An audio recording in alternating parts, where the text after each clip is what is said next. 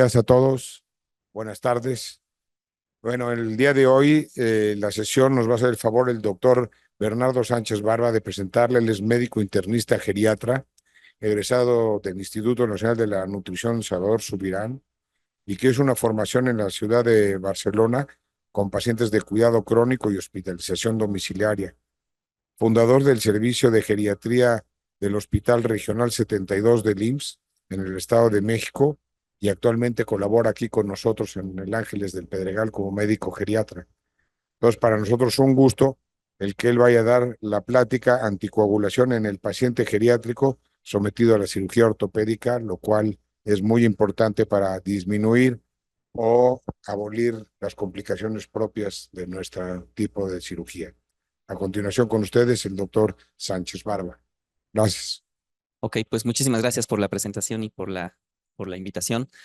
Eh, la plática del día de hoy, pues es un tema que a mí en lo personal me apasiona mucho, me gusta mucho. Yo desde que egresé de la residencia empecé a trabajar una línea de investigación en anticoagulación en adultos mayores específicamente, sobre todo porque es una población muy vulnerable para muchos tratamientos y sobre todo porque el uso de anticoagulantes pues siempre ha sido muy controvertido, siempre se le ha dado más peso al sangrado que a la trombosis por, pues como por costumbre, vamos a llamarle así.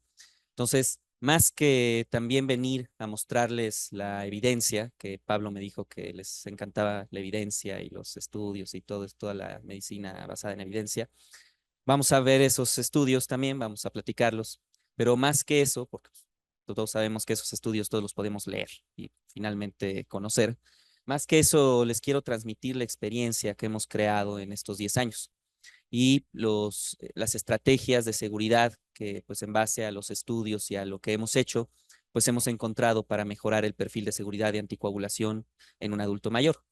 Sí tiene un enfoque geriátrico la plática, por supuesto, pues soy geriatra, pero realmente es general. En realidad lo que vamos a ver aplica en general en los temas de anticoagulación, específicamente ahorita hablando de cirugía ortopédica, ¿no?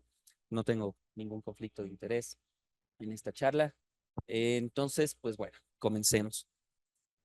Primero, datos duros. Realmente siempre ver la estadística es importante porque pues son los aspectos que nos motivan a seguir investigando y a seguir creando justamente pues todo esto que vamos a ver hoy, porque pues la estadística es una realidad, ¿no? A veces no dista mucho de lo que vemos diario, pero pues nos muestra una gran población que finalmente nosotros pues no tenemos a veces ese alcance y pues nos hace ver que en algunas ocasiones tenemos que seguir trabajando estos temas, ¿no? La realidad es que los eventos tromboembólicos son responsables directos de 1 de cada 4 muertes posteriores a una cirugía ortopédica mayor. Eh, y aquí voy a poner un paréntesis. Y son prevenibles. O sea, por eso estamos justamente aquí platicando, ¿no? O sea, son cosas que no deberían de pasar o deberían de pasar lo menos posible. Para el 2021, solamente en América Latina, 900,000 personas tienen un episodio de trombosis venosa profunda o tromboembolia pulmonar. De esos pacientes, 20 al 50% desarrollan un síndrome posflevítico en el primer año, lo cual sabemos qué significa, ¿no? Es un deterioro importante de la calidad de vida si al paciente le llega a dar una trombosis venosa profunda, ¿no? Y bueno, 120,000 mueren, o sea, lo cual también es bastante significativo. 10 al 30% dentro de los primeros 30 días posteriores a la cirugía. Aquí, habitualmente, pues, que en el paciente, vamos a decir a nivel privado, pues tenemos más apego, lo seguimos más, pero a veces ni cuenta nos damos. O sea, por ejemplo, en el sistema público se opera y todo, y pues todo el mundo cree que no pasó nada y se mueren en 25 días y pues ni te enteras realmente, ¿no? Muchas veces que eso sucedió. Entonces, otro mensaje importante de esto es que a veces no porque no lo veamos, no quiere decir que no esté pasando, o sea, la realidad es que sí sucede, ¿no? Y pues la otra es que México asciende cada día más exponencialmente a los primeros lugares de patologías protrombóticas. Desafortunadamente estamos ya en los primeros lugares junto con países de primer mundo, pero en cosas que no deberíamos de estar prácticamente, ¿no? Que pues es esto. Fíjense, 120,000 muertes anuales por un evento de tromboembolia venosa. Es el Estadio Azteca multiplicado por 3. O sea, es una tragedia, verdaderamente. Es una cantidad bastante grande de personas muriendo cada año por un evento de trombosis venosa relacionado a cirugía ortopédica. Es como ver jugar al Cruz Azul, más o menos. O sea, una verdadera tragedia, ¿no? Espero que no le vaya al Cruz Azul aquí, si no, pues ni no. La hospitalización genera costos. también, o sea, yo sé que estos son los temas que a veces decimos, a ver, no hay que anteponerlos a las decisiones, pero son importantes. O sea, finalmente, mucho dinero que puede ser dirigido a muchísimos otros aspectos que pues se podría también ahorrar de cierta manera. Asciende a 623,000 millones de dólares anuales el gasto en eventos de trombosis, lo que significa hospitalización, el cuidador, lo que pierde el paciente en trabajo, o sea, es una cantidad de dinero impresionante. Yo como geriatra no tengo ni idea de qué significa eso, yo sé que ustedes sí, con ortopedia, pero o sea, esa cantidad de dinero yo no la conozco, ¿no? Entonces, realmente sí impacta, ¿no? Sí impacta verdaderamente. Y pues lo que es una realidad es que el tratamiento con anticoagulantes profilácticamente puede disminuir el riesgo de eventos tromboembólicos después de cirugías ortopédicas de manera considerable. Las guías internacionales de prevención en cirugía ortopédica, las guías CHEST del 2016 y en su última actualización del 2021, o sea, todos esos lineamientos que siguen saliendo, pues siguen apoyando la profilaxis farmacológica en pacientes sometidos a cirugía mayor como una recomendación 1A. Hablamos de hoy en día ya medicamentos más modernos, ¿no? Teníamos nuestra enoxaparina o fondaparinux, o sea, dependiendo hasta hace algunos años, pero pues hoy en día tenemos anticoagulantes directos de los cuales empezamos a hablar cada vez más, porque técnicamente la verdad es que sí disminuyen mucho pues la monserga, vamos a llamarle, ¿no? De estar inyectando al paciente, de pues la técnica, del costo, o sea, también esa es una realidad, la enoxa es cara, o sea, y para anticoagular a largo plazo más, ¿no? Entonces, hoy en día, Pixaban, Dabigatran, Rivaroxaban, Edoxaban también empiezan a tomar lugar en estos temas. ¿Y cómo se han comportado en la evidencia? Bueno, pues ahorita vamos a ir rápidamente en eso. Y bueno, pues un dato triste, ¿no? La realidad es que en México, este estudio se hizo en el seguro en el 2012. En México, cerca del 50% de los pacientes en riesgo de trombosis venosa no reciben profilaxis anticoagulante sin causa justificada. Que ese es el tema, ¿no? O sea, muchas veces no hay algo que lo justifique, simplemente no lo reciben y bueno, pues sabemos todo lo que sucede a partir de ahí. ¿Por qué el sesgo en geriátricos, no? ¿Por qué el sesgo en pacientes ancianos? Bueno, pues porque justamente ahorita esta charla va a estar un poquito más enfocada a cirugía ortopédica mayor. Eh, no podríamos abarcar tampoco tromboprofilaxis quirúrgica, etcétera. Eso es otra charla, pero digo, cualquier duda de eso lo podemos platicar al final. Pero vamos a hablar un poquito más de el uso de anticoagulantes a mediano y largo plazo. Entonces, es por eso que el paciente geriátrico toma una importancia, porque vean la incidencia de la trombosis, cómo aumenta con la edad, y también la incidencia de la cirugía ortopédica. El reemplazo de cadera, las fracturas de cadera, el reemplazo de rodilla, o sea, también va de la mano con la edad. Hoy en día hemos roto muchos sesgos, ¿no? De la cuestión geriátrica. Yo siempre pregunto, ¿qué es un paciente anciano hoy en día, no? O sea, ¿qué es ser viejo en realidad? ¿Es la edad? Sabemos que eso ya está cambiando. O sea, tenemos personas de 90 años corriendo maratones, nos dan 3 vueltas en el parque realmente. O sea, tenemos personas bastante saludables, tenemos poblaciones en el mundo longevas que tienen un estilo de vida que los ha llevado a tener, pues, la edad como un número. La edad hoy en día realmente ya no representa nada. Hoy en día la edad, lo geriátrico, vamos a llamarle, se califica por función. Y así es como tenemos que tomar las decisiones. Si un paciente de 100 años se fractura la cadera y es un paciente funcional, un paciente que un día antes estaba en su jardín viendo sus plantitas, etcétera, se opera. Por supuesto que el riesgo va a ser mayor, etcétera y todo, pero le brindamos el beneficio, ya no lo discriminamos por edad. Igualito con los anticoagulantes, ¿no? Los anticoagulantes no tienen nada que ver con la edad. Así como todo esto que estamos platicando, el recambio de rodilla no tiene nada que ver con la edad, simplemente que va a ser más frecuente con la edad, pero el paciente es ahora más candidato a hacerlo, ¿no? Y por lo tanto nos va a exponer a todo esto que acabamos de ver en la estadística, nos va a exponer a las trombosis, nos va a exponer a todas estas complicaciones. Y bueno, el tratamiento pues es incuestionable, ahorita vamos a ver en los estudios, pero no cabe duda, cada estudio que sale, no queda duda, incluso en poblaciones de ancianos octogenarios y nonagenarios, observen este estudio, las causas de muerte por trombosis, ya sea periférica, venosa o por tromboembolia pulmonar, son mucho mayores a los eventos de sangrado que presentan. Es decir, los pacientes se mueren de la trombosis, no se mueren de los sangrados. Entonces, aún en nonagenarios, bueno, se mueren de los sangrados, a ver, no voy a decir que no, pero el sangrado es tratable. El sangrado hasta cierto punto es corregible, pero la trombosis definitivamente aumenta la mortalidad y morbilidad del paciente. Pero vean cómo inclusive en nonagenarios el tratamiento anticoagulante es prioritario, ¿no? Entonces, eso es importante. Entonces, yo les preguntaría cuál es el enfoque geriátrico entonces, si es incuestionable. Ah, pues porque cuando se nos presenta este paciente, es cuando dices, híjole, no sé qué hacer aquí. O sí se me presenta como una duda. Una mujer de 92 años ya con Alzheimer, leve, vamos a pensar, inicial, que tiene déficits sensoriales, no escucha, no ve, no duerme bien, por lo tanto toma benzodiazepinas, tiene polifarmacia porque pues, también son comórbidos, se está cayendo, entonces a medianoche se toma otra benzodiazepina porque no duerme bien, se vuelve a caer, con una sola hija que trabaja todo el día, o sea, una red de apoyo limitada, se cae y se fractura la cadera. ¿Ya? ¿Está desahuciada? ¿Realmente? ¿O habría algo más que ofrecerle si pudiéramos corregir de alguna manera este contexto y aparte brindarle el beneficio del anticoagulante? Porque también, ¿cómo vamos a anticoagular a esta paciente? ¿Quién se lo va a dar? Tiene Alzheimer, la hija trabaja todo el día. O sea, ese es el contexto geriátrico, ¿no? Pero justamente estamos viendo que se benefician, entonces, ¿qué vamos a hacer? 86 años, hipertenso, pero funcional e independiente. O sea, una persona como la que estamos platicando, con OAD de rodillas, que toma ketorolaco y diclofenaco, pues así como dulces, ¿no? Porque luego ni te lo dicen, ya toma lo que sea, porque le duele y pues es candidato a un recambio. O un hombre de 56 años, que no es la edad geriátrica, estoy de acuerdo, es a partir de los 60, pero vean el contexto: diabético, hipertenso, descontrolado, con enfermedad renal crónica, estadio 3-4, anemia, desnutrido y deprimido.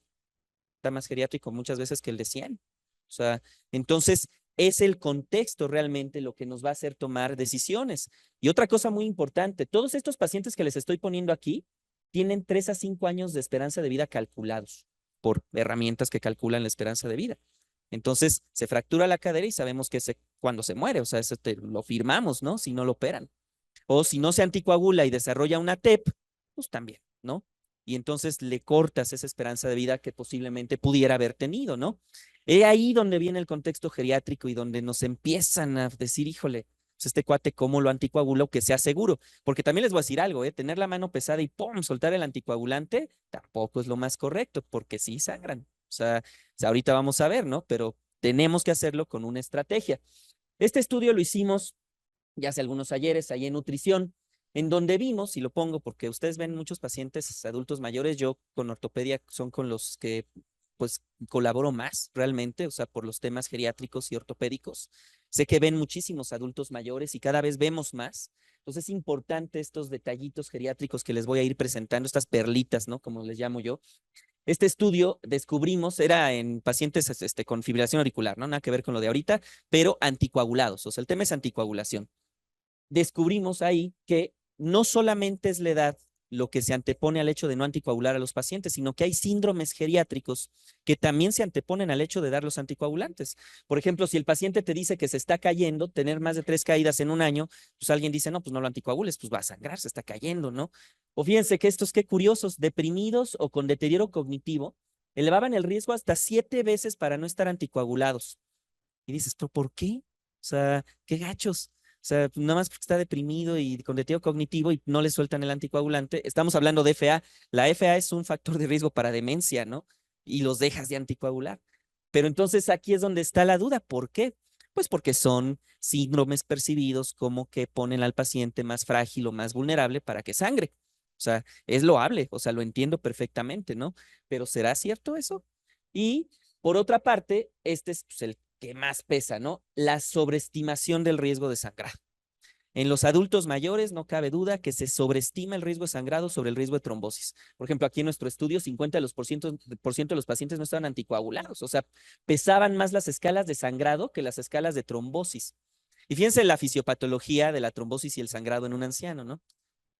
A favor de la trombosis, aumento de fibrinógeno, factores de coagulación, quininógeno, preclalicreína, inhibidor del activador plasminógeno, disminuye la titrombina 3, bla, bla. Y a favor de la hemorragia, alteraciones de la integridad vascular, o sea, fragilidad endotelial, nada más.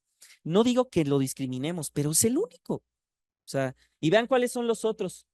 Toma concomitantes de AINES u otros fármacos. O sea, cosas extrínsecas. Pero entonces ahí es donde ya dices, híjole, ¿y entonces por qué me pesa más el riesgo de hemorragia? Si tiene todo esto a favor de que sí se trombose. Pues porque la hemorragia da miedo. Recientemente leí una frase en un estudio que me gustó mucho y la menciono justo en esta parte. Decían que pareciera que los beneficios de anticoagular a una persona, pues nada más confías en que si lo estás haciendo no va a pasar el evento. O sea, estadísticamente tú sabes que ya le estás brindando un beneficio a ese paciente, pero la hemorragia sí la ves, y la ves en un paciente, y se ve horrible cuando pasa. Entonces, cuando ves eso, te pesa más que lo que estás evitando, que no lo vemos. O sea, sino que sabemos que estadísticamente funciona, pero pues nos pesa a veces más ver la hemorragia, ¿no? Y no va a decir que no, pero por lo tanto tenemos que crear estrategias más seguras para poder brindar el beneficio, porque como les digo, es incuestionable. Y he ahí donde les presento la estrategia que nosotros hemos venido creando en base a la detección de 3 problemas principales que vemos siempre que se trata de anticoagular a alguien. Pues hemos creado una estrategia para tratar de brincar esos problemas y brindar el beneficio de la anticoagulación. Problema número 1, la infraprescripción, ¿no? Entonces, ¿por qué infraprescribimos? Ahorita vamos a tratar de compensar esa parte. Problema número 2, dejar otros fármacos que nos dan tranquilidad, como aspirina, etcétera, que pues ya en la evidencia está demostrado que no es lo mismo, que el beneficio no es igual, pero como que nos da tranquilidad en el alma, ¿no? Entonces, aquí lo que se tiene que hacer, pues, es conocer bien la evidencia para saber y confiar en los fármacos, pues, más seguros o con mejor perfil de seguridad y eficacia. Y el número 3, pues, lo que siempre nos dicen desde la Escuela de Medicina, individualizar a cada paciente. Cada paciente es un libro. O sea, nos enseñan una cosa, sales y la realidad te enseña otra, siempre. O sea, y dices, ¿qué hubo? O sea, ¿dónde? Y ahí es donde ya cuenta mucho también nuestra experiencia. Y bueno, por supuesto, cada paciente verlo de manera individual. Para cada problema, pues hay que crear una estrategia. Para no infraprescribir, hay que estratificar bien el riesgo. Ahorita vemos qué es eso. Para, pues no chamanear, ¿no? Por así decirlo, hay que elegir el fármaco conociendo bien la evidencia y el perfil de seguridad y eficacia de cada fármaco. Y para individualizar, pues hay que detectar y corregir los contextos especiales que se anteponen a la anticoagulación, que ahí pues entramos mucho nosotros, ¿no? Como geriatras. Entonces, vámonos con el 1. Es muy rápido. Beneficio clínico y riesgo de sangrado. Todas las enfermedades para anticoagular tienen sus escalas de riesgo de trombosis. Para tromboprofilaxis ahí está el Caprini, para trombosis venosa profunda y TEP está el Wells, para FA está el CHACS, ¿no? Entonces, todas tienen sus factores de riesgo. Y del otro lado están las de hemorragia. Entonces, ahí está el Hasbled y el Atria y todos los factores de riesgo a favor de la hemorragia, ¿no? Entonces, cuando hacemos la balanza, pues casi siempre nos ganan los de la hemorragia, como estamos viendo ahorita. O luego, cuando buscan los de trombosis y hemorragia, es el mismo, la edad. ¿No? Entonces ya, 1-1 de los dos lados, ¿no? Entonces siempre va ganando uno u otro del otro lado. Entonces, lo que tenemos que hacer, que nos comentan todas las guías, es no veamos los factores de riesgo de hemorragia como una barrera que se anteponga al inicio de un anticoagulante, sino que siempre han estado ahí para que los corrijamos. O sea, nos los presentan para que no los hagamos, o para que los evitemos o para que corrijamos ese perfil en el paciente. Pero como ya vieron, no es la edad lo que aumenta el riesgo de sangrado. Es que ese paciente que va aumentando en edad va teniendo más factores que lo pueden hacer sangrar, por supuesto. Entonces, ¿cuáles son, por ejemplo? Hipertensión descontrolada. Si el paciente está hipertenso descontrolado, te sangra, lo firmo. Entonces, pues ya ahí, pues órale, pues a tratar la hipertensión, interconsulta al internista, lo que sea, pero te va a sangrar. Si lo anticoagulamos, va a sangrar. Falla renal, pero los anticoagulantes tienen ajuste a función renal, pues no pasa nada. O sea, hay estudios de seguridad con ajuste a función renal.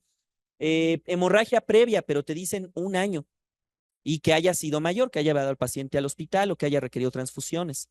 Pero ahí el factor a corregir es búscasela. A lo mejor, ok, si llega el paciente con una fractura de cadera aguda y todo, pues que le vas a andar buscando colonoscopía antes de eso, ¿no?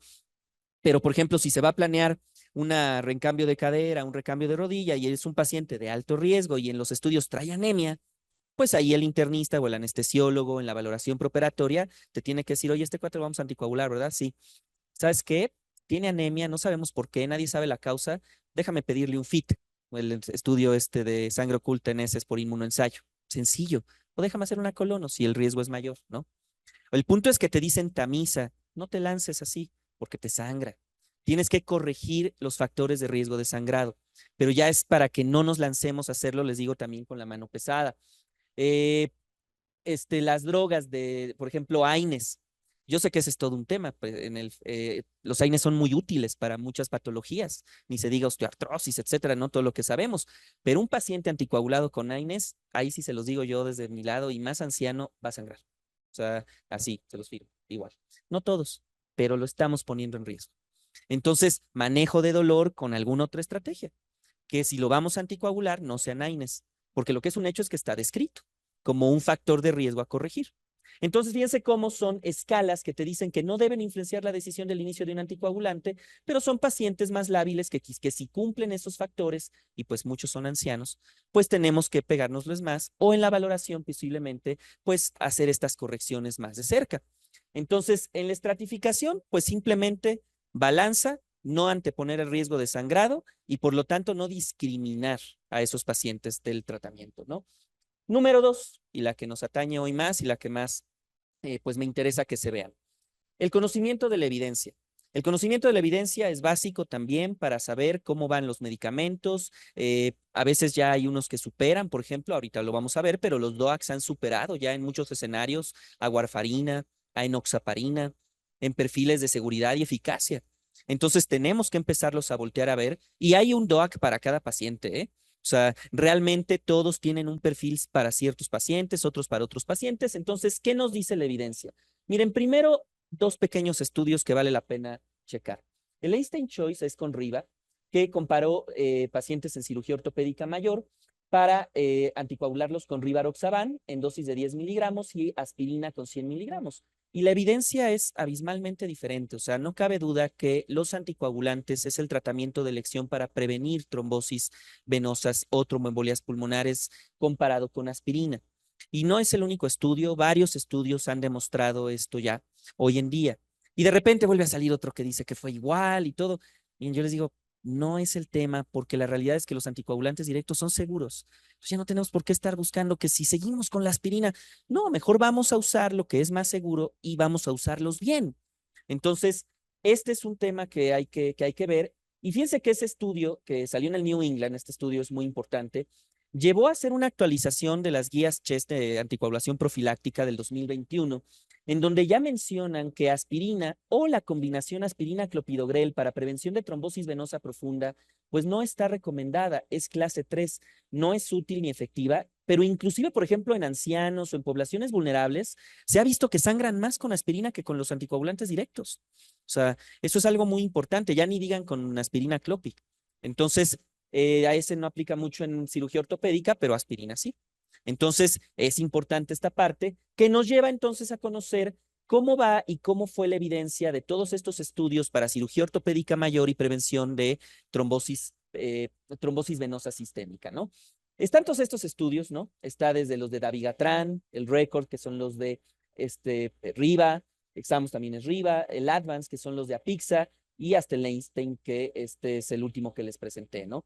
Entonces, los voy a mencionar rápidamente. Están muy gráficos. Lo bueno es que son muy gráficos estos estudios para no cansar con la estadística, pero creo que es importante verlos porque finalmente son ensayos clínicos muy grandes de muchos pacientes que están bien hechos, bien diseñados y bueno, en donde se han visto los desenlaces que nos van a ayudar a resolver ese punto 2 de la estrategia y la seguridad y confianza para usar los anticoagulantes directos. Miren, el Advance 1 no ahondó mucho porque lo hicieron contra Enoxa de 30 que no hay en México. Entonces, de ese no vale la pena ahondar mucho, pero hubo resultados a favor de apixaban contra enoxaparina, sobre todo de no inferioridad, ¿no? El riesgo de sangrado fue menor con apixaban que comparado con enoxa. Pero el que me interesa más ver es el Advance 2. Este es el estudio hecho para reemplazo total de rodilla y prevención de tromboembolismo venoso profundo en cirugía ortopédica, ¿no? Entonces, ¿qué hicieron? Lo que hicieron fue incluir pacientes todos mayores de 18 años y había pacientes hasta de 92. Entonces, eso es importante, o sea, no discriminaron por edad, había pacientes bastante añosos, por así decirlo, ¿no? Que estaban programados para cirugía de reemplazo total, 3,057 pacientes, y bueno, los aleatorizaron para recibir enoxaparina de 40 miligramos como profilaxis, y el apixaban de 2,5 dos veces al día, que esa es la dosis para rodilla y cadera, importante saber, y los llevaron a 12 más menos 2 días. Los siguieron todavía hasta el día 60 más menos 5 por el hecho de que el investigador quisiera seguir anticoagulándolo por algún otro motivo. Y siguieron buscando los desenlaces en ese periodo. Pero bueno, sabemos que para rodillas se utiliza este tiempo, ¿no? 12 más menos 2 días, 14 días es lo que damos habitualmente, ¿no? Les hicieron venografía bilateral obligatoria, que es estándar de oro para detectar todos estos desenlaces. Y finalmente, fueron a buscar los desenlaces de trombosis venosa sistémica, ya sea sintomática o asintomática, muerte por cualquier causa, y los de sangrado, sangrado mayor también, y sangrado no mayor clínicamente no significativo, ¿no? O sea, todos los desenlaces que nos interesan saber. ¿Cuáles fueron los resultados? Apixaban fue superior en oxaparina para el desenlace primario, es decir, prevención de trombosis venosa periférica y tromboembolia pulmonar. Y una significancia bastante significativa. De hecho, fue una P de superioridad contra enoxaparina, que pues, es el que clásicamente usábamos, ¿no? Y fíjense que en sangrado no hubo diferencias estadísticamente significativas. O sea, las P's no fueron significativas aquí de Apixa contra Enoxa, pero bueno, vean las gráficas, también es importante ver las tendencias. O sea, sí hubo una tendencia a tener menores eventos de sangrado en estos pacientes. Aquí estas gráficas siempre las utilizo para recordarles, siempre les hablamos de la parte blanca, pero la parte roja es la parte amarillita es la que sí sangró. Entonces ahí es donde tenemos que seguir trabajando para que estas sean menos, pero no se antepone eso al hecho de hacerlo, porque como ya vimos, la mortalidad y la comorbilidad es mucho mayor por este tipo de cirugías, ¿no? El Advance 3 es lo mismo, pero para cadera, prácticamente. Entonces, ya sin ahondar mucho en el diseño, son 5,000 pacientes que les dieron 35 más menos 3 días, que es lo que se da para cadera, igual de apixaban contra enoxa, y lo siguieron igual hasta 2 meses con el mismo detalle de lo demás. Algo importante a saber, la Pixaban se empieza 12 horas después de la cirugía o de 12 a 24, como el médico lo desee. Realmente ya depende más de cada quien. Nunca más de 48 horas. Eso es importante también saber. Entonces, depende mucho que la cirugía no se haya complicado, por supuesto, etcétera, que ese es otro escenario. Ahorita se los voy a mostrar en otros estudios, pero finalmente este es el escenario del paciente que operas, le va re bien y pues, se va a ir para casa, ¿no? Entonces, ese es el escenario de este paciente que se empieza el medicamento 12 a 24 horas después de cerrar la herida y el enoxa lo empezaron 12 horas antes, como debe de ser, ¿no? Como, es así como está descrito. Y en este estudio, en el Advance 3, también hubo una superioridad de apixaban contra enoxaparina para el desenlace de eficacia, o sea, prevención de trombosis. También fue significativo en superioridad y tampoco hubo una diferencia estadísticamente significativa en sangrado. Aquí fueron un poquito más similares las gráficas, lo cual no es malo. Enoxa es bueno para ese estándar de oro para estas cirugías. O sea, realmente por eso se comparó contra Enoxa, porque es el estándar de oro y un estándar de oro es bueno. Entonces, superar el estándar de oro, o sea, no lo puedes ignorar. Y ser no inferior al estándar de oro no es malo. O sea, eso también es algo que es bueno. Tienen un subanálisis, tanto el Advance 2 como el Advance 3, para sangrado de la herida quirúrgica, que yo sé que aquí pues esa parte les interesa mucho, en donde se vio que sí es menor estadísticamente significativo, aunque aquí apenas rozó la P, pero sí hubo una significancia estadística para que con apixaban la herida sangrara menos que con enoxaparina. Una notita que ponían ahí es que los pacientes que sangraron con apixaban remitió la herida con medidas compresivas, o sea, back to basics, ¿no? Sin nada mayor, prácticamente, o que no requirió paquetes globulares ni puso en riesgo la vida del paciente, ¿no? Entonces, esa parte también es importante, que son detallitos que nos van poniendo ahí. Estos son los de arriba, el Record 4 y el Shamos. Estos estudios evaluaron eficacia y seguridad de rivaroxaban para la prevención igual de TBP en reemplazo total de cadera y rodilla, ¿no? Observen cómo para el evento primario, para evitar el desenlace, la trombosis, fue efectivo. Rivaroxaban también tiene un perfil de superioridad para evitar los eventos de trombosis. Pero fíjense que siempre ha tenido un temilla por ahí con sangrado. Aquí en los estudios Record 4, como en el Shamos, aquí está arriba, que es lo negro. Observen cómo para pacientes con sangrado mayor no significativo y sangrado mayor que sí fue significativo, sí sangraron un poquito más con rivaroxaban que los pacientes comparados con enoxaparina, ¿no? Y de este otro lado, pues también hubo una tendencia a sangrar más con rivaroxaban contra los pacientes con enoxaparina.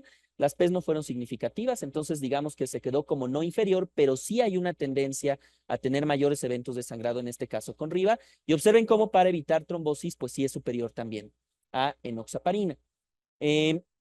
Bueno, esta es otra tablita en donde se ve esto que les estoy platicando, ¿no? Aquí están los eventos tromboembólicos, cómo se separa de la unidad, ¿no? Entonces es significativo, es un factor protector.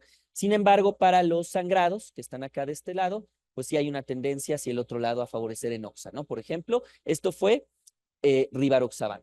Observen la comparación de las tendencias con Apixa, con el que les decía, que aunque ninguna de las dos P's fueron significativas, no es inferior, sí hay una tendencia a sangrar menos con Apixa. Aquí es donde me gusta ahondar un poquito en por qué. Porque fíjense que esto que les acabo de mostrar también se vio en FA, este es el otro gran tema, que es con lo que yo he trabajado prácticamente, FA en adultos mayores, ¿no? Se vio lo mismo. O sea, Riva no inferior, pero Apixa superior, para evitar sangrados y en perfil. ¿Por qué? Ahí es donde tienes que voltear a ver cómo son estos fármacos, cómo fueron diseñados y que vale la pena conocerlo porque es teórico. Y esas cosas teóricas nos gustan, ¿no? Porque es siempre para preguntarle al residente y entonces no sabe. Entonces, el comportamiento farmacocinético de los anticoagulantes orales difiere mucho de acuerdo a la molécula. No son iguales. Fíjense que hay detalles, por ejemplo, con Davi, porque Davi tiene 85% de depuración renal. Entonces, un paciente con deterioro renal o ya más añoso, más grande, etcétera, yo les voy a decir algo, o sea, yo casi no uso Davi, ¿no? Yo soy un poquito más de los dos más fármacos de arriba. Davi hace mucho que lo eliminé por el tema renal y el tema de sangrados en adultos mayores. Entonces, vean cómo se comporta Dabigatran en esa población, que es acá arriba, perdón. La raya roja son pacientes mayores o pacientes con función renal disminuida. El área azul es el área de mayor seguridad del fármaco y eficacia. Se sale completamente de esa área. Vean, por ejemplo, cómo se comporta Apixa. Apixa, aunque sí la población vulnerable se sale un poquito del área, es más estable y queda cerca del área de mayor eficacia y seguridad, que aparte es más amplia. Apixaban tiene un perfil de seguridad y eficacia más amplio que los otros fármacos, que es más estrecho. Y vean Riva. ¿Por qué Riva hace eso? Esto fue un detalle para diferenciarse de las otras moléculas. O sea, arriba aumentó el gramaje de su molécula para aumentar la biodisponibilidad del fármaco. Las dosis originales de Riva eran 2.5 miligramos 2 veces al día, que se utiliza mucho en cirugía vascular. O sea, hay estudios para Riva y isquemia arterial periférica y todo esto con Riva 2.5, que les fue re bien. Pero el problema es que para FA y para cirugía ortopédica, por ejemplo, aumentaron su dosis a 15 y 20 para darse una vez al día. Y fíjense que sí les costó. O sea, realmente eso se ha visto impactado en los resultados. Ahora lo lograron porque no han sido inferiores, pero no han logrado perfil de superioridad. Entonces, eso es un detalle importante. Vean cómo por ese detalle, la mayor parte del día se sale del área de seguridad y eficacia y regresa a esa área casi hasta las 14 horas prácticamente y ya después se mantiene en esa área y después hasta la otra dosis, ¿no? Entonces, sí se explica más o menos los resultados que hemos visto, o sea, no son cosas que no tengan explicación, o sea, sí tiene una ligera explicación. Bueno, ¿de qué dosis estamos hablando? Esas. Se las pongo no tanto para ahondar, pero para que sepamos de qué dosis estamos hablando ahorita en cirugía ortopédica. Apixa son dosis de 2.5 2 veces al día, con tasas de filtrado glomerular hasta arriba de 15. De hecho, es el único que se puede dar con tasas de filtrado arriba de 15. Los demás los recomiendan ya con tasas más altas, ¿no? Apixa tiene un ajuste por fragilidad a la dosis de 2.5, pero no aplica en cirugía ortopédica porque es la dosis que se da. Y bueno, no se usa ni en Child C ni en pacientes con menos de 15, ¿no? Rivaroxaban, en pacientes de más de 50, la dosis es 10 para rodilla y cadera, ¿no? 10 miligramos al día. Entre 15 y 30, la evidencia es limitada. Alcanza niveles plasmáticos altos, ya vimos por qué. Entonces, es ahí donde los podemos poner en un riesgo de sangrado más alto, ¿no? No se usa en cirrosis Child B ni C. Y bueno, estos otros detallitos. Y pues Davi, sus dosis de 75, que les digo que yo casi no uso Davi, la verdad. Ahora, quiero que vean estos estudios porque es lo más reciente. Esos que les mostré son los ensayos clínico pivote. Esto es lo más reciente, lo del mundo real. Lo que le llaman evidencia de mundo real, que ya es en la clínica, digamos, práctica clínica habitual, que siempre nos ayudan mucho a complementar los ensayos clínicos. Ahora sí que es para ir a ver si verdaderamente lo que nos dijeron en esos estudios se corroboró ya sin el sesgo del doble ciego ni nada de esto que estamos platicando. Los estudios de mundo real son observacionales retrospectivos. Entonces es un limitante, pero son gigantes. Son de bases de datos de muchísimos pacientes. Entonces eso les da mucho poder. Bueno, primero vean este. Este es un metaanálisis de tromboprofilaxis en cirugía ortopédica. Todos estos estudios son los que hasta el año 2021 pues habían estudiado todo esto que estamos platicando con los DOACs, Rivaroxaban, Edoxaban, Apixaban y Dabigatran son los que más están incluidos en estos estudios. 40,438 pacientes, 25 ensayos clínicos, en donde se vio una tendencia significativa hacia la disminución de eventos de trombosis. De hecho, el total de la muestra, vean para de la unidad, es significativo, te ponen hasta 70% menos eventos de trombosis cuando usas DOACs comparados con heparinas de bajo peso molecular. Y pues estos son los datos de este estudio. En sangrado no vieron diferencia. En sangrado, fíjense cómo se nota una tendencia a la no inferioridad, finalmente, ¿no? Aquí está la muestra, entonces no hubo diferencia en sangrados mayores, pues en este gran metaanálisis, ¿no? De estudios del mundo real, en donde pues ya podemos determinar esta parte que estamos ahorita platicando. Esto es muy importante, esto pesa mucho, porque no podríamos ver todos esos estudios, la verdad, pero el metaanálisis te los resume y pues te enseña esa parte. Ahora, este me gusta mucho, aunque es de 2 años previos al que les mostré, es el único estudio en su tipo que ha comparado DOAC contra DOAC de manera estadística, por supuesto, porque hacer un estudio así es imposible y sería carísimo, pero para eso sirve la estadística. Este estudio es un estudio de bastantes pacientes de una corte ahí nacional de Estados Unidos, en donde se comparan directamente los DOACs contra heparinas de bajo peso molecular para prevención de TEP en reemplazo total de cadera y rodilla, ¿no? Entonces, observen aquí los que les marqué en colores. Aquí está todos los DOACs, apixaban y rivaroxaban, que son los que me interesa ver.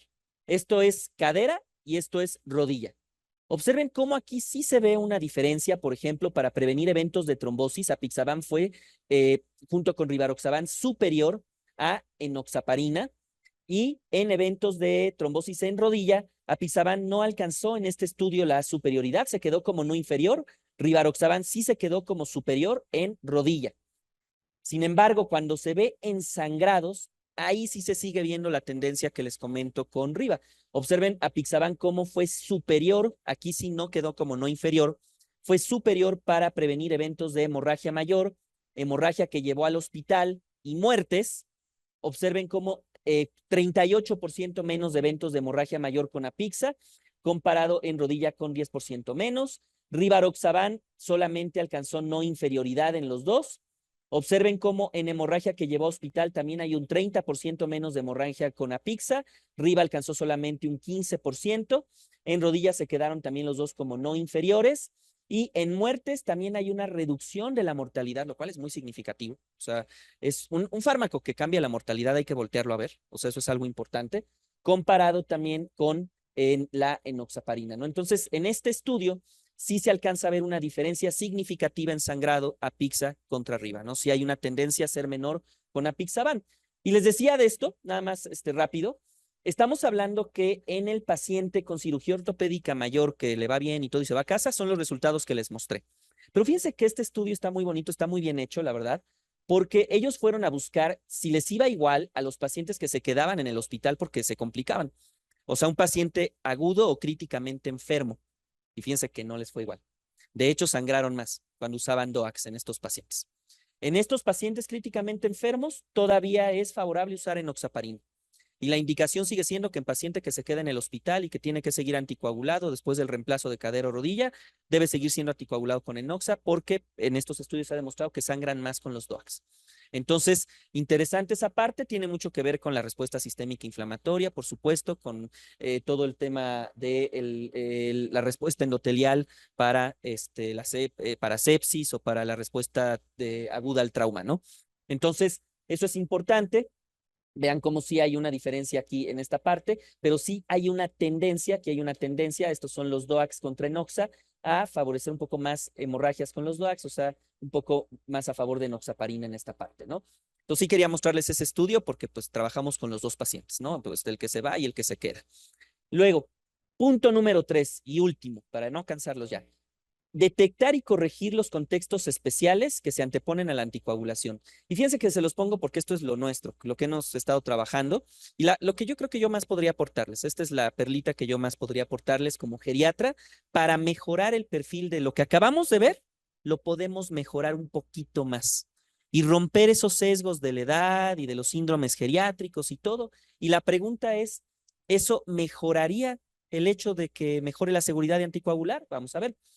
El paciente geriátrico siempre va a ser complejo. Nunca esperemos un paciente geriátrico que llegue así con pants del gimnasio, perfecto. Hola, ¿qué tal? ¿Cómo está? Tómate un anticoagulante, ya me voy. Va a traer enfermedades, va a traer muchos fármacos, va a traer polifarmacia, va a estar frágil, va a estar el fenómeno del envejecimiento. O sea, nunca va a ser un paciente fácil. Es un paciente que tenemos que ver de manera multidisciplinaria. Esto es de todos, ¿no? Del hemato, del cardio, del ortopedista, del reuma, etcétera, de acuerdo al área que toque. porque finalmente se trata de corregir los contextos, ¿no? Y de hacer que el fármaco sea más seguro. ¿Qué contextos geriátricos les recomiendo yo tener en cuenta? Porque sí podrían aumentar el riesgo de sangrado o anteponerse a la decisión de iniciar un anticoagulante, como ya lo vimos. Uno, fragilidad. El paciente frágil no es ese paciente flaquito que ves así gran, o sea, un adulto mayor, flaquito, y dices, uy, este está bien frágil, porque ese es el que sale y te da 3 vueltas en el parque, ¿eh? O sea, la fragilidad no es lo que veo. La fragilidad se diagnostica con criterios, los criterios de Linda Fried, pero se los voy a resumir muy fácilmente. Esos criterios es ese paciente que sí te dice que viene perdiendo peso en el último año, lo ves caminar lento, entra lento a tu consultorio, se siente en la silla y ya no se puede parar solo, ¿no? O sea, le tienen que ayudar. Ese paciente está prefrágil o frágil. Entonces, ese paciente es el que nos puede sangrar. En el tema de cirugía ortopédica, pues no le podemos bajar la dosis de 2.5 o de 10 de arriba, simplemente hay que vigilarlo más de cerca o corregir todos los demás factores que ahorita vamos a ver para que no nos sangre. Entonces nos le pegamos un poquito más, pero se benefician de estar anticoagulados. Corregir y detectar también, por ejemplo, las caídas. Miren, hay un estudio que dice que para que una caída sobrepase el beneficio de anticoagular a alguien, tendría que caerse 296 veces en un año. O sea, entonces, mala idea, esperarla 297, ¿no? Para decir, no, ya no se lo des. O sea, la buena idea sería, el síndrome de caídas es un síndrome geriátrico. El síndrome de caídas frecuentes tiene un abordaje. Hay que verle los pies, hay que ponerle un bastón, hay que ponerle un auxiliar, hay que quitarle la benzodiazepina porque no necesite, ¿no? Porque si la necesita es otro rollo, pero pues la mayoría la toman sin necesitarla. Entonces, las benzodiazepinas se asocian a caídas, ¿no? Los fármacos, etcétera, para que no se esté cayendo y disminuir todavía más el riesgo de que en una de esas caídas se pegue en un buen lugar y si sangre, ¿no? Entonces, esa es una cosa importante. Polifarmacia, otro síndrome geriátrico. Por mucho AINES, ese ya se los comenté, ¿no? Ese sí es muy significativo. Por supuesto, también alcohol, antiagregantes plaquetarios, aspirina si no la necesita. Acuérdense que toman la aspirina de la vida eterna muchos pacientes, ¿eh? O sea, la que le recomendó la comadre para que vivan toda la vida. Y eso ya se sabe que no funciona, ¿eh? Aspirina para prevención primaria, hay un estudio, se llama Pre-Trial, descubrió que sirve para sangrar y todo menos para evitar infartos. O sea, eso fue muy interesante. De hecho, hoy en día se está desprescribiendo la aspirina de prevención primaria, que es la que tomas así nomás para prevenir un infarto. Entonces, aguas con eso, esas indicaciones tienen que ser muy puntuales, porque si ese paciente aparte lo anticoagulas, sí nos va a sangrar, ¿no? Eh, tamizar, esto es muy geriátrico, pero sí se los recomiendo. Tamizar para deterioro cognitivo y su red de apoyo. Un paciente con demencia te puede vivir hasta 20 años. Si se fractura la cadera, ahí se queda en ese año o en los próximos 5 probablemente, y sobre todo si no se opera o si no se le lleva un tratamiento adecuado. Y la demencia no era la contraindicación para no hacerlo, ¿no? O para no anticoagularlo. Ahí hay que hacer un tratamiento multidisciplinario, simplemente hay que ver a la familia, hay que corregir el contexto social, hay que hablar con ellos, hay que decirle, oye, necesito que tome el anticoagulante 2 veces al día. Oye, pero hay uno que se toma una vez al día y es más fácil. Sí, pero con ese sangran más, pero no te preocupes, tú dáselo. Haz un calendario, haz un Cardex de medicamentos. O sea, el paciente no tiene problema con tomar un fármaco 2 veces al día. Para él eso no es polifarmacia. Si le explicamos para qué es, que es para que no te dé un EBC o una trombosis venosa, usted lo toma, ¿no? Ya no tiene tema. Entonces ahí viene el tercer punto, la comunicación. La comunicación es básica para estos temas. Anticoagular no es cualquier cosa, no es cualquier medicamento. O sea, sí conlleva riesgos, es un hecho. Pero si mejoramos el perfil de la anticoagulación, mejora el perfil de seguridad. Y los pacientes con depresión, tratémoslos. La depresión se asocia a mal apego.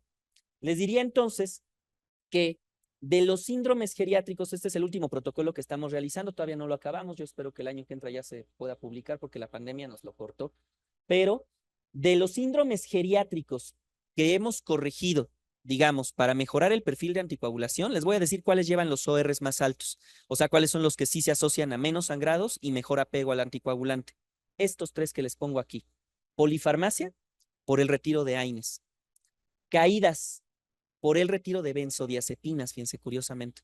O sea, ha disminuido caídas y por lo tanto no les quitan el anticoagulante porque se caen menos. Ahí fue más por el retiro de benzos. Y la patología social, o sea, involucrar a la familia, platicar con ellos, corregir el uso del fármaco, que se lo den bien. Esos son los ORs más significativos que hasta ahorita tenemos. Entonces, no ha acabado, pero no les hace daño. se puede hacer, no pasa nada. O sea, estos resultados, pues no sé si van a terminar significativos, pero a nadie le hace daño corregir esas cosas. La verdad es que no conllevan nada mayor, ¿no? Y nada más para terminar, les presento estas guías que también son muy importantes, ya no es mucho del tema, pero dada la especialidad, son muy importantes también conocerlas porque es el manejo perioperatorio de los anticoagulantes. Que eso yo sé que es mucho más, por ejemplo, le toca al anestesio, ¿no? O al internista, etcétera, cuando está el rollo de que ya viene anticoagulado, ¿no? Entonces, ¿qué vamos a hacer con el anticoagulante si ya lo viene tomando y todo? Pero nada más quiero decirles un punto muy importante, fíjense, que sí me interesa que todos lo sepamos. De acuerdo al riesgo de la cirugía y de trombosis y la función renal y 20,000 cosas, es del tiempo que suspendes el anticoagulante. Fíjense este detallito acá abajo. Ningún anticoagulante se suspende más de 48 horas cuando el paciente ya lo venía tomando, por lo que quieran, FA o lo que estuviera anticoagulado. Ninguno. O sea, más de 48 horas. Solo hay dos cirugías, si corazón es vascular, cirugía vascular. Ahí lo suspenden 72. O sea, ni siquiera es la gran diferencia. Pero entonces, fíjense ese detalle, es muy importante. Hay estudios en donde se ve que si te pasas de ese tiempo, automáticamente empiezan a aumentar los eventos de trombosis. Entonces, esto hay que tener cuidado y creo que también desde la parte quirúrgica es importante conocerlo. Por supuesto, depende que a la cirugía haya salido bien, ¿no? Un paciente que se haya complicado, haya sangrado, etcétera, es otro escenario, es el paciente críticamente enfermo y ese paciente, pues ya veremos si le tocan la enoxa, en qué momento, etcétera, ¿no? Estas guías están padres porque te dan algoritmos de qué hacer con sangrados, hemorragia digestiva, cómo se usan estos reversores, ¿no? De la Dexanet para arriba y Apixa, el Idarucizumab para Davi. Entonces, son guías interesantes y pues bueno, básicamente es lo que venía a presentarles. Les digo, más que la evidencia, la estrategia, que pues siempre creo que es muy importante conocer. Muchas gracias.